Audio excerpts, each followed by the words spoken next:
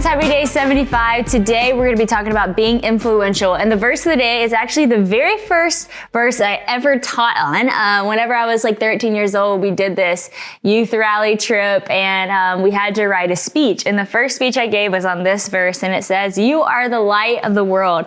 A city on a hill cannot be hidden, nor do people light a lamp and put it under a basket, but on a stand, and it gives light to all in the house. In the same way, let your light shine before others, so that they might see your good deeds and give glory to your Father in heaven."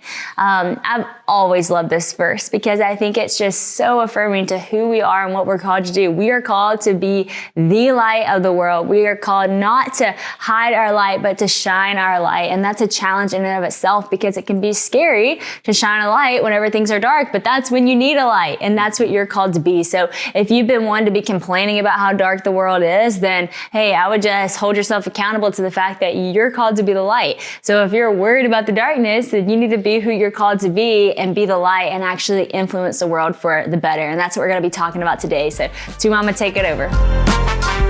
Day 75. Can you believe it? We are almost through with this study, and it's been so fun to be here and be a part of it with you guys. Today, we're talking about influence.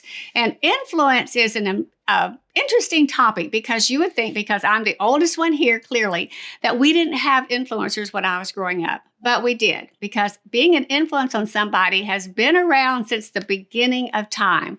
You can remember, you know the story about Adam and Eve. There was a little influencing going on in that whole story. Eve influenced Adam, and then we all know what happened after that. So influencing other people have been around forever. But when I was growing up, we didn't have social media. We did not have internet. We didn't have those things. But never be fooled that we were still influenced. When I was little, I was very little. I was super, super skinny.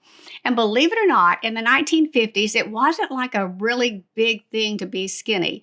In fact, being a little bit heavier was kind of the way people wanted to be. So I was bullied. I was made fun of. People didn't want to pick me to be on their sporting teams because they were like, she can't run, she can't swim, she can't play. She's so skinny. So it was a little bit of a downer. But then in the 60s, along came an influencer.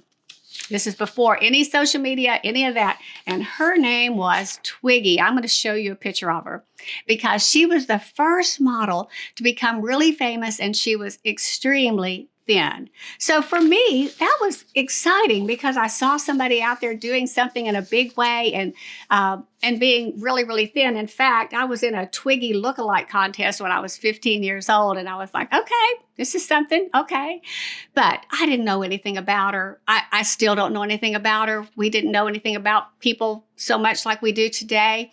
But she did influence my life, and in some ways, in a good way. But that's not always true. On the flip side, my brother, I remember we were all in high school, and he had a friend who was not a good person, and he just kept influencing my brother in the wrong way. And my parents just kept hanging in there. We kept having him to eat with us. We kept doing all the things we could do to influence him, but it just didn't work. He just continued to pull my brother the other way. And I remember my dad kind of stopping all of us and saying, you know what? It's much easier to pull someone down off a ladder than it is to pull them up to where you are on the ladder. And my parents eventually had to have those two separate. They just couldn't hang out because his influence was not good on him. So here's the deal. We're all going to influence people every day in our walk, whether we're at the grocery store, we're on a sports team, we're sitting in our classroom, whatever we're doing, we are influencing other people. So we have to be mindful of who we are. And he tells us that Jesus tells us that we are salt and light. And I love those two examples because they're two things that we totally understand. We know that salt is what makes our food taste better, makes it really go from blah to amazing. We also know that it preserves things. It's an additive that helps things to be able to last for a long, long time. And then we all understand light. If you've ever walked into your dark garage at night and turned your phone on, you're like, oh, yay, because that light sheds light on everything that's in front of us. It helps us to see where we're going and what we're doing.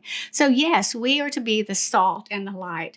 Let's look at our challenge today. It says, let's look at who we're following on social media and take a moment to unfollow them. those who are fostering negative thoughts or patterns, actions or habits. And that can be a tough thing, that we have to unfollow somebody or quit hanging out with somebody who's not leading us in the right way. But it's something that has to be done. From now on, be mindful about whose influence you are allowing in on your brain. So think about who's influencing you, and then think about who you are influencing. Have a great day.